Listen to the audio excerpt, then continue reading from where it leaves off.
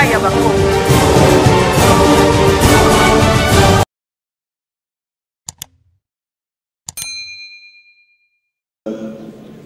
Messieurs les ministres d'État, ministre de la Justice et garde des Sceaux, président du comité organisateur de ces assises, honorable rapporteur de l'Assemblée nationale, Excellences, Messieurs les ministres du portefeuille, Messieurs les intervenants, distingués invités à vos titres et rangs respectifs, bonsoir. C'est un réel plaisir pour moi d'être associé à ces assises pour parler de l'état de la corruption et des détournements de deniers publics. Quelle réponse judiciaire? Je voudrais, avant d'y aller, aborder les problèmes de la corruption pour sensibiliser tous les participants aujourd'hui pour que nous puissions réaliser qu'il n'y a aucun développement avec la corruption.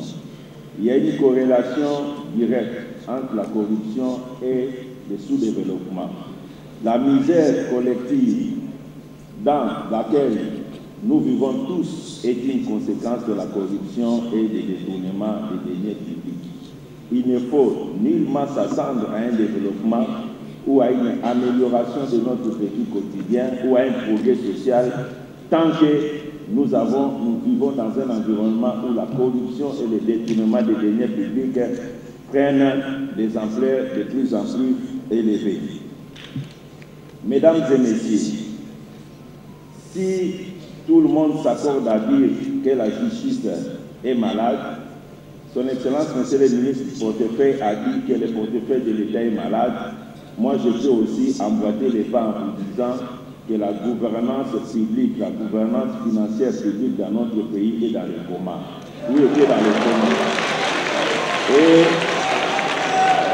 je peux également vous dire que la mauvaise gouvernance publique a aggravé la maladie de notre justice. Si la gouvernance publique était bonne, si notre gouvernance publique était bonne, notre justice souffrirait peut-être de la malaria ou d'une grippe au lieu des cancers que nous décrions aujourd'hui. Donc, j'aimerais que vous puissiez considérer les détourneurs des fonds publics, les corrompus, comme étant des acteurs importants du sous-développement de notre pays. Et le chef de l'État, en 2019, a fait l'état de lieu lui-même. Il a déclaré ceci: s'il y a quelque chose que je ne soupçonnais pas avant d'arriver au pouvoir, c'est l'ampleur de la corruption dans notre pays. Donc, le chef de l'État s'est rendu compte en 2019 que l'ampleur de la corruption dans notre société était tellement élevée qu'il était totalement exclu d'arriver à un développement ou à l'amélioration du bien-être sans déclencher une véritable lutte contre ces phénomènes.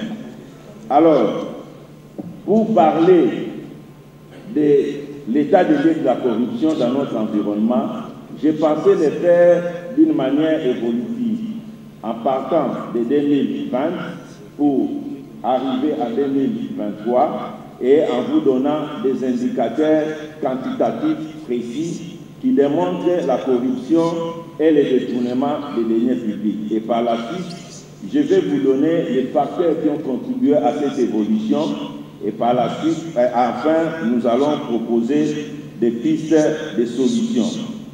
En ce qui concerne l'évolution des indices de corruption ou l'état de la corruption dans notre pays, nous avions sélectionné 7 indices, dont 6 indices quantitatifs et un indice relatif. Relatif, c'est-à-dire, nous n'avons pas de chiffres, mais c'est en fait les appréciations des acteurs qui sont dans le domaine.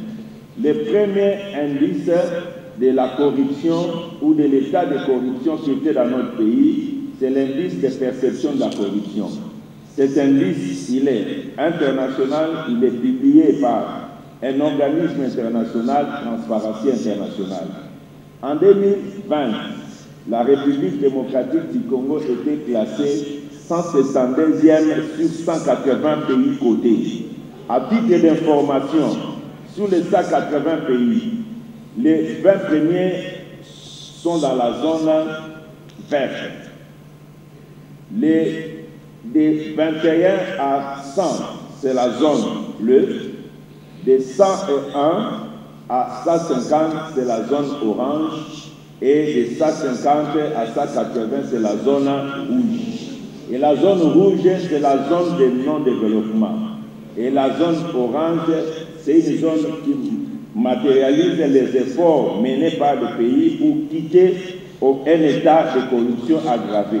Donc, nous, en 2020, nous étions classés 172e pays sur 180, laissant derrière nous Somalie, Irak, Afghanistan. Et en 2023, cet indice a évolué. En 2023, Transparency International a classé la République démocratique du Congo 172e sur 180. C'est pour dire que le pays a fait 10 pas en avant en 4 ans. Deuxième indice de corruption et détournement des deniers publics, c'est la surfacturation, l'inexécution et l'exécution partielle des marchés publics. Pour parler de la surfacturation dans les marchés publics, je prends le cas des marchés de construction des immeubles. Pour parler de la surfacturation, nous avons des indices, nous avons des critères, des normes. Dans la sous-région Afrique centrale, pour construire un immeuble, le coût de construction est de 600 à 900 $ par mètre carré. Et lorsque vous êtes dans cette fourchette-là, vous êtes dans les normes. Dès lors que vous dépassez 900 $ le mètre carré, vous entrez dans la zone de surfacturation. En République démocratique du Congo, compte tenu des coûts élevés des matériaux de construction, nous sommes entre 900 et 1350 $ le mètre carré dans les normes. Lorsque vous commencez à dépasser 1350 $ le mètre carré, vous entrez dans la zone de surfacturation. Et si vous prenez cet indice-là de surfacturation, beaucoup d'édifices publics qui ont été construits dans notre pays pendant cette période étaient soit à 3 000 $ le mètre carré, 5 000 $ le mètre carré, 6 000 $ le mètre carré. L'indice, l'autre élément, c'est l'inexécution ou l'exécution partielle des marchés publics. En ce qui concerne l'inexécution, je vais rapidement vous donner un exemple. Nous avions découvert en 2020 que toutes les provinces de la République démocratique du Congo avaient déjà bénéficié, avant 2019, des fonds pour construire des gouvernorats. Et en faisant l'état des lieux, il n'y avait que 3 provinces qui disposaient des gouvernorats. Les restes n'en avaient pas. Donc il y avait une exécution des marchés publics. Les fonds ont pris des destinations inconnues. Il y a également l'exécution partielle des marchés publics. Nous avons fait un état des lieux et il y a beaucoup de marchés publics pour lesquels les pouvoirs publics associent l'argent qui avaient exécution partielle. Il y a un autre élément dans les marchés publics, c'est au fait les malfaçons. On a constaté qu'il y a plusieurs marchés publics, notamment dans le domaine des routes, où on a sorti l'argent et on a totalement fini, mais les travaux n'ont pas été faits comme voulu. Par exemple, là où il était prévu dans les cahiers des charges qu'on puisse avoir des routes avec des couches de 10 cm ou de 20 cm, on a fait 3 à 4 cm de manière à ce que chaque année ou chaque 2 ans, on devait revenir sur les mêmes routes. Donc, aujourd'hui, à partir de 2020 à ce jour, quand nous parlons 100%, c'est-à-dire en 2020, aucun marché public compris dans notre pays était exempt de faits de corruption. Tous les marchés publics, tout le monde était dans la surfacturation, dans la corruption pour bénéficier des marchés publics qu'il fallait corrompre. Et on a fait un effort aujourd'hui, on arrive autour de 80%. Ça signifie qu'aujourd'hui, 80% des marchés publics qui sont passés chez nous sont émaillés de faits de corruption. Troisième élément, c'est le niveau de mobilisation des ressources financières. Ça aussi, c'est un élément important. Il est mondialement reconnu que le niveau de mobilisation des ressources internes par rapport au produit intérieur brut doit être entre 20 et 25%. Si vous arrivez à prélever les ressources publiques sur le PIB autour de 20 à 25% du PIB, vous êtes dans les normes. Mais chez nous, en 2020, nos ressources financières propres représentaient 8% du produit intérieur brut, alors que les taux d'imposition que nous avons nous montrent que nous devrions être autour de 20 à 22% du PIB. Ça signifie que lorsque nous ne captons que 8%, la différence passe par la fraude et la corruption. Et nous avons évolué en 2023, nous sommes arrivés au taux de 16% du PIB. C'est ce qui a fait que le pays a connu une augmentation en mobilisation des ressources propres qui est passée de 4 milliards en 2020 à 10 milliards en 2023. L'indice suivant, c'est le degré de privatisation des moyens communs par une minorité. Et il se constate au fait à toutes les entités publiques, plus particulièrement les entreprises, les établissements publics, un degré de privatisation très élevé des moyens communs. Les responsables qui sont mis à la tête de ces entités s'accaparent de l'ensemble des moyens, que ce soit les moyens financiers, les moyens matériels. Et aujourd'hui, en termes d'évolution, il y a une tendance à la baisse à la suite de plusieurs mécanismes qui ont été mis en place pour améliorer le contrôle de ces entités publiques. L'indice suivant, c'est l'indice de la traçabilité de la dépense publique. En fait, l'indice de la traçabilité de la dépense publique, c'est l'indice qui nous permet de dire, lorsque l'État sort $10 pour un travail donné, quelle est la possibilité pour les services de contrôle de retracer les $10 sur le terrain. C'est ça l'indice de la traçabilité de la dépense publique. En 2020, lorsque l'État sortait $10, la possibilité de retrouver réellement les $10 sur le terrain dans les festivités était de 20%. Donc, aujourd'hui, cet indice s'est amélioré, on est encore autour de 50%. Imaginez un pays en 2020 qui n'avait qu'un budget de 4 milliards de dollars américains, dont près de 3 milliards affectés à la rémunération des agents publics. Il nous restait 1 milliard et dans les 1 milliard, le fonctionnement des institutions prenait 800 millions et 200 millions étaient réservés à l'investissement. Si vous avez 200 millions à l'investissement, avec l'indice de traçabilité de la dépense publique de 20%, ça signifie que sur les 20 millions, les 200 millions, pardon, vous ne pouvez retracer que 40 millions sur le terrain et répartissez 40 millions sur les 26 provinces, vous allez comprendre le degré de sous-développement qui caractérise notre pays. Donc aujourd'hui, nous avons essayé d'évoluer, nous sommes autour de 50%. Si l'État sort de l'argent aujourd'hui pour un investissement et que nous allons sur le terrain pour retrouver, nous sommes aujourd'hui autour de 50%. Nous avons encore 50% qui disparaît. L'indice suivant, c'est la trésorerie des entreprises et établissements publics. Important parce que les établissements publics, ce sont des entités qui constituent le prolongement de l'administration. Et l'administration a donné à ces établissements publics les prérogatives de l'État pour parfois prélever la parafiscalité. Dans le fonctionnement des établissements publics, il est normal qu'à un moment donné, les établissements publics puissent contribuer au budget de l'État. Ces établissements ne peuvent pas utiliser tous les moyens collectés en termes de parafiscalité. En 2020, quand on a fait l'état des lieux, en ce qui concerne les établissements publics, toute la trésorerie des établissements publics était autour de 180 millions de dollars, dont 100 millions détenus par CNCES et les restes des établissements publics 80 millions. Avec tous les mécanismes qui ont été mis en place, fin 2023, nous avions atteint un niveau de trésorerie des établissements publics de 2 milliards 500 millions de dollars. Donc, je vais donner les chiffres, mais il ne faudra pas que les gens aillent embêter ces établissements avec des faux projets. Donc, autour d'1 million de dollars, d'1 milliard de dollars détenus par la CNCES aujourd'hui, 500 millions de dollars par FOMI, 280 millions de dollars CNSAS et les autres. Donc nous sommes autour de 2 milliards 500 millions de dollars de trésorerie des établissements publics. Et pour votre information, en 2023, à 2 mois des élections, les trésors publics étaient incapables de financer les processus électoraux en totalité. Les restes, 300 millions qui ont financé les processus électoraux, ont été prélevés dans la trésorerie des établissements publics.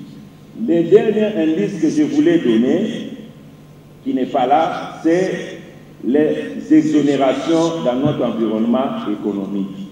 En 2020, quand on a fait l'état des lieux, sur les volumes de marchandises importées dans notre pays, 55% des marchandises qui entraient en République démocratique du Congo étaient exonérées, avec comme conséquence les exonérations créent des conditions de concurrence déloyale en favorisant les uns au détriment des autres et également la fraude au travers de ces exonérations qui sont au fait des phénomènes de détournement des deniers publics parce que la plupart de ces exonérations étaient monnayées.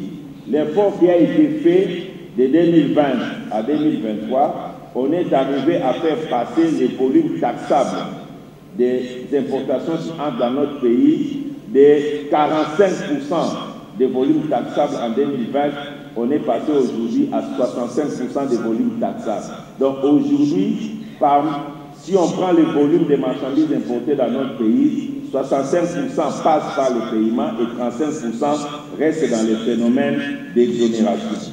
Alors, comment on est arrivé à faire ces petits pas en termes d'amélioration de l'indice de corruption et de détournement?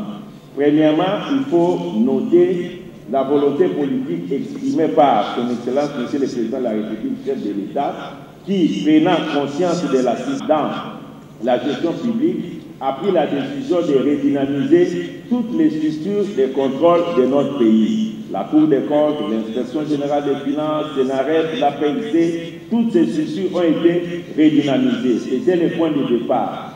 Deuxième élément que nous devons également souligner, c'est l'accompagnement timide, mitigé de la justice dans la prise en charge des dossiers de détournement des deniers publics. On peut bien aujourd'hui parler d'une justice malade, mais nous, en tant que service de contrôle, nous pouvons vous dire que nous avions fait des dossiers, nous sommes allés auprès de cette même justice, il y a des dossiers qui ont abouti, il y a des dossiers qui n'ont pas abouti. Alors il faut reconnaître cet effort-là, parce que nous avions, avec nos dossiers, nous avons aujourd'hui des gens qui sont en prison. En 4 ans, l'Inspection générale des finances a eu à avoir au moins 5 procès, et il y a des gens qui sont en prison.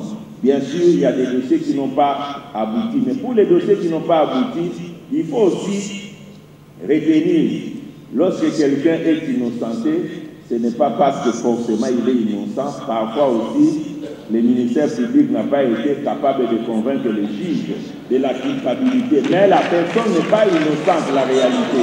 C'est aussi une réalité. Alors, donc, nous avons été, il faut le dire, timidement accompagnés dans certains dossiers qui ont fait que nous avions pu faire les avancées. Nous souhaiterions que ce soit un accompagnement beaucoup plus accru aujourd'hui. L'élément suivant, c'est la mise en place des méthodes préventives de contrôle des finances publiques. Pourquoi nous sommes passés dans la mise en place des méthodes préventives?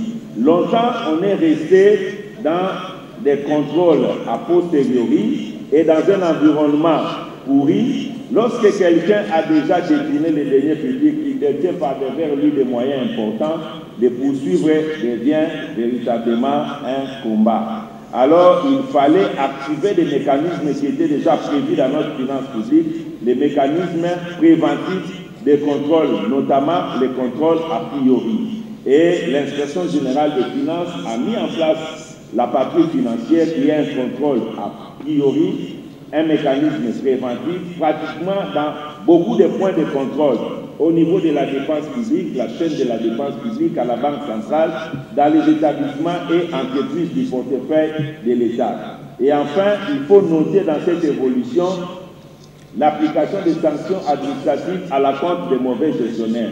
Est-ce que quand il y a des cas de détournement, des cas de corruption, il faut toujours attendre des décisions judiciaires? Pourquoi les autorités administratives ne sanctionnent pas? Lorsque quelqu'un, il y a un rapport avéré, quelqu'un est soupçonné d'avoir détourné les fonds publics, tout au plus, Ça peut aussi commencer par les autorités administratives qui relèvent des gestionnaires, qui doivent prendre leurs dispositions.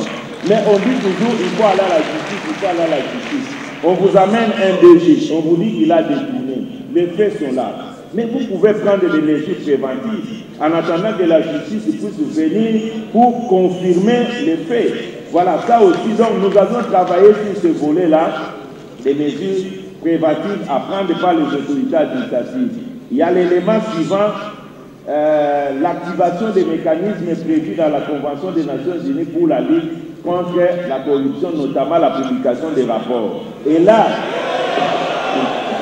voilà, merci. Il me reste 2 minutes, je dois aller rapidement. Nous avons...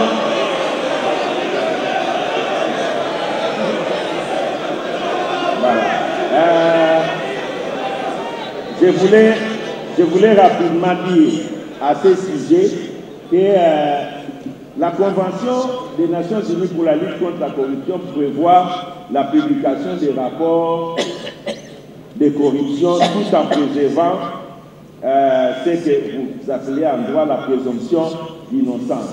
Ici, chez nous, comme les rapports des faits de corruption n'étaient pas publiés, tous les organes de contrôle travaillaient sans publier, les gens n'étaient pas dissuadés à quitter le terrain de la corruption. Et vous savez, les corrompus, les détourneurs tiennent à leur dignité. Et ils ne veulent pas que vous puissiez rendre public les rapports. C'est pour cela que nous avions pensé qu'il fallait aller sur ce terrain-là pour les dissuader à quitter en attendant que la justice vienne confirmer les faits. Donc la publication-là, nous pouvons vous rassurer que tenez compte de la présomption d'innocence parce qu'en enlevant les noms des personnes concernées, mais nous publions les faits de corruption constatés dans les entités publiques. Nous avions également travaillé pour mettre à contribution la société civile dans les actions de la lutte contre la corruption. Les organes étatiques de contrôle peuvent être limités, mais la société civile qui exerce le contrôle citoyen peut être en partenariat avec les organes étatiques pour ensemble faire booster les terrains de la lutte contre la corruption. Enfin, les actions des partenaires qui ont contribué, c'est aussi la sensibilisation de la population pour les méfaits de la corruption. Nous avons compris que la population congolaise ne maîtrisait pas, ne comprenait pas les méfaits de la corruption.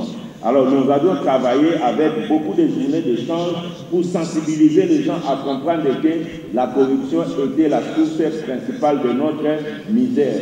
Maintenant, quelles sont rapidement les pistes de solutions? En ce qui concerne les pistes de solutions, nous commençons par vous dire qu'il y a une trilogie entre la volonté politique, les organes de contrôle et la justice. Tout doit commencer par une volonté politique. S'il n'y a pas de volonté politique, il n'y a pas de lutte contre la corruption dans le pays. Donc ça, c'est l'élément important. Deuxième élément, c'est des organes de contrôle efficaces. Il peut y avoir la volonté politique. Si vous n'avez pas d'organes de contrôle efficaces, vous n'allez pas avancer. Et ça, on est arrivé à le faire. Troisième élément qui est le pilier de la lutte contre la corruption, c'est la justice. On a une volonté politique, on a des organes de contrôle, on doit chuter par la justice. Mais si la justice n'est pas capable de réprimer sévèrement les actes de corruption, à ce moment-là, les avancées sont timides. Partout au monde où on parle de la lutte contre la corruption, cette lutte est portée par la justice. Ce ne sont pas les organes de contrôle qui portent la lutte contre la corruption, c'est la justice qui porte la lutte contre la corruption. Les organes de contrôle préparent la matière pour la justice et la justice sévit. Alors, parmi les pistes de solutions, nous avions pensé premièrement, il faut la création et la mise en place d'un parquet financier. Pourquoi la création et la mise en place d'un parquet financier? Dans la plupart des dossiers, quand on venait vers les ministères publics avec les dossiers, nous avions constaté que les ministères publics avaient lui-même des problèmes à comprendre tout d'abord ce que nous faisons comme travail. Donc, nous avons affaire à des magistrats qui, dans leur profil de formation, avaient peur de la comptabilité, des chiffres, des finances publiques. Et aujourd'hui, la réalité, les détournements, la corruption, c'est au travers de la comptabilité, au travers des finances publiques, au travers des chiffres. Donc nous avons du mal. Quand nous avons des dossiers, on peut passer 1 mois, 2 mois tout d'abord, il faut tout d'abord expliquer au ministère public les dossiers de manière à ce que lui puisse porter cela et être capable d'amener la personne vers le juge. Donc, voilà pourquoi nous avions dit qu'il faut, à l'instar de ce qui se passe ailleurs, créer un parquet financier où on aura des magistrats spécialisés qui seront formés dans les infractions sur la criminalité financière. Deuxième élément, c'est l'adaptation du code pénal congolais aux nouvelles infractions de la criminalité financière. Il y a un problème, un sérieux problème. Il y a des choses, aujourd'hui notre code pénal, je ne sais pas la dernière révision, peut-être 2004, je ne suis pas juriste, mais on constate que quand on lit notre code pénal, sous la matière infraction et répression, il y a des faits aujourd'hui qui pouvaient être considérés comme des infractions que la criminalité financière a développées, mais le code pénal n'en a pas. Ce qui fait que parfois, quand on est au niveau du parquet, nous relevons des faits qui constituent vraiment des corruptions, des détournements, mais comme ce n'est pas dans la loi, clairement dit dans la loi, parfois on est en train d'être débouté. Nous pensons aujourd'hui qu'il faut intégrer ces éléments-là, prendre toutes les infractions ou toutes les formes de criminalité qui s'est développée et l'intégrer dans notre code pénal pour permettre aux magistrats de bien poursuivre les auteurs des actes de corruption. Troisième élément, c'est le renforcement du caractère répressif aux actes de détournement des deniers publics au regard des dégâts considérables engendrés par ce fléau.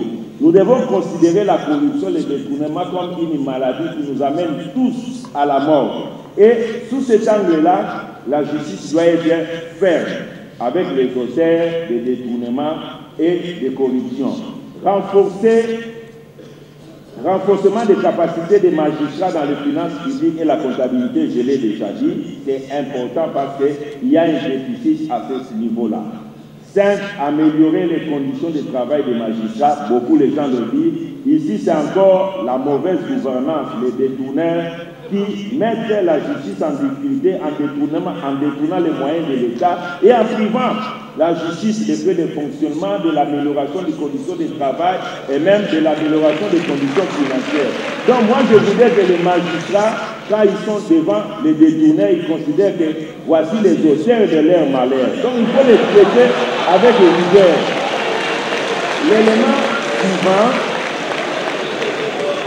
L'élément suivant, c'est le renforcement du régime disciplinaire des magistrats. Ça, je crois qu'on y est revenu à plusieurs fois. Septième élément, promotion d'une culture d'éthique politique consistant à pousser les auteurs de détournements avérés. Je parle bien de détournements avérés, révélés par les organes de contrôle, à démissionner en attendant que la justice rende ses décisions. Pourquoi les gens ne démissionnent pas lorsque les organes de contrôle qui sont spécialisés ont fait des rapports avec des faits avérés? Tout le monde se cache derrière présomption d'innocence, présomption d'innocence. Même la personne qu'on a attrapée là en flagrante, on dit toujours présomption d'innocence, il faut attendre. Il faut que nous ayons la culture de démissionner. Lorsque vous êtes pris là, moi je respecte les droits. Même un volet que vous avez attrapé au marché central après de prendre le sac d'une maman, il est présumé innocent sans qu'il n'a pas été condamné par un tribunal. Mais le cas est là. Le cas est là. Okay. Donc le cas est là. Dans ce cas-là, nous pensons quand même que nous devons avoir cette culture-là en tant que gestionnaire public, lorsque le cas est avéré, de prendre le courage de démissionner, où notre classe politique doit pousser les auteurs de détournements avérés en attendant la décision de justice de démissionner. Huitième élément, le renforcement des contrôles internes et audits internes des entités publiques. Ça, c'est un élément important dans notre administration. Dans les entreprises, il n'y a pas de contrôle interne. Le contrôle externe, c'est tout un système qui est mis en place en interne dans une entité qui permet déjà qu'il y ait une transparence. Ici, chez nous, ça n'existe pas. Et les audits internes qui existent dans les établissements, dans les entreprises, ne fonctionnent pas. Comment voulez-vous vous puissiez mettre l'audit interne d'une entreprise à la disposition d'un DG qui est le meilleur détourneur? Et vous mettez l'audit interne à sa disposition. Donc il faut prendre des mécanismes, par exemple, pour que les audits internes relèvent soit du conseil d'administration et qui échappent aujourd'hui aux directeurs généraux qui sont les responsables de gestion. Et il faut travailler pour que nous puissions avoir un contrôle interne, c'est-à-dire mettre en place une procédure, mettre en place des mécanismes qui puissent éviter qu'il y ait déjà des désordres dans le fonctionnement des entités. L'élément suivant, on en a parlé, réforme des questions liées aux immunités. C'est important. Ailleurs, les membres du gouvernement ne sont pas des gestionnaires publics. Dans tous les pays, même les pays africains, les membres du gouvernement contrôlent l'administration. Ceux qui dépensent l'argent de l'État, ce sont des administratifs. Mais ici, chez nous, c'est l'inverse. 80% de la gestion publique est détenue par les membres du gouvernement. Et ces membres du gouvernement sont porteurs des immunités. Comment on peut avancer lorsqu'on prend, on renverse la situation?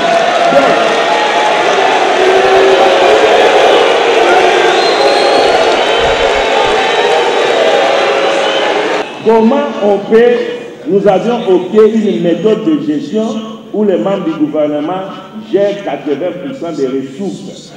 Par conséquent, ils deviennent des cibles de contrôle. Mais ces gens-là sont immunisés. À ce moment-là, ça rend tout inutile. Même la justice et même les organes de contrôle, nous devenons de plus en plus impuissants devant cela. Donc, il faut penser à régler ces problèmes. Le point suivant,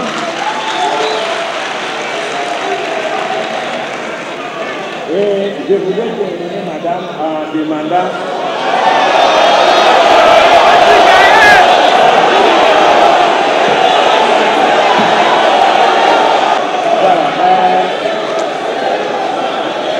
Je voulais, les points suivants, nous avions pensé dans leur rôle. C'est extrêmement important.